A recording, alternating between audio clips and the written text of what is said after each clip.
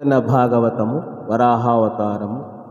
హరి నిజదాస కోటికి తదాశ్రయులైరవించునట్టి సత్పురుషులకిష్ట వస్తు పరిపూర్ణ మనోరథ సిద్ధిగల్గు సుస్థిర మగుచున్న ముక్తియును సిద్ధముగా జిలువారు నన్న స్థిరతర తుచ్చ సౌఖ్యములు సేకురుటల్ మరి చెప్పనేటికిన్. తన భక్తుల హృదయాంతరాలలో విష్ణుమూర్తి విలాసంగా విహరిస్తూ ఉంటాడు. అటువంటి సజ్జనులకు కోరిన వస్తువులన్నీ సమృద్ధిగా సిద్ధిస్తాయి. అక్షయమైన మోక్షం అరచేతిలో ఉన్నంత సులువుగా అందుబాటులో ఉంటుంది. అంటే ఇక అస్థిరమైన సామాన్య వస్తువుల విషయం వేరే చెప్పాలా అని ఈ పద్య భావము. కాన సరోజలోచన జగత్సవనీయ కదా సుదార సంభానినయట్టి జిహ్వ యసధన్య కథాల వనోద కంబులంబానము సేయజూచునే సుపర్వ మహీజ మరంద పానలాభానుభవంబునందు మధుపంబున బోవునే వేప చెట్లకున్.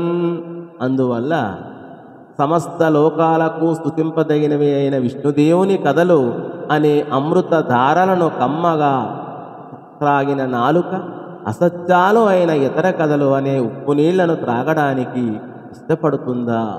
నందనవనంలోని మందార మకరందాన్ని తాగటం అలవాటైన మేటి వేప చెట్ల వైపు వెళ్ళాలనుకుంటుందా అని ఈ పద్య భావము అని మైత్రేయ మహర్షి వికార విధూరుడైన విదురునకు వినిపించిన ఈ కథా విధానాన్ని వ్యాసమునీంద్రుని పుత్రుడైన సుఖమహర్షి అర్జునుని యొక్క మనమడు అయిన పరీక్ష నరేంద్రునికి వినిపించి ఇంకా ఇలా అన్నాడు అని ఈ భావము.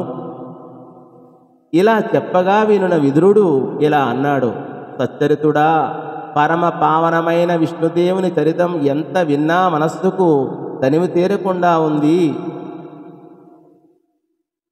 సవన వరాహమూర్తి కథ సర్వము నీదయ వింటి వెండియన్ వివరముగా వెనుంబలు కవేగుణ సాంద్ర మునీంద్ర చంద్ర మాధవ గుణ కీర్తనామృత వితానము కన్న పుటాంజలిన్ వెసంజవి గుణ కేలమానుజన సంతతికిన్ భవతాపవేదనల్.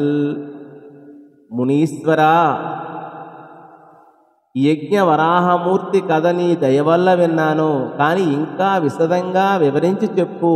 మధురాతి మధురమైన విష్ణు కథా సుతారసాన్ని చెవులనే దోసిళ్లతో ఆస్వాదించకపోతే మానవుల సంసార తాపాలు తీరవు కదా అని ఈ పద్య భావం. ధన్యవాదములు.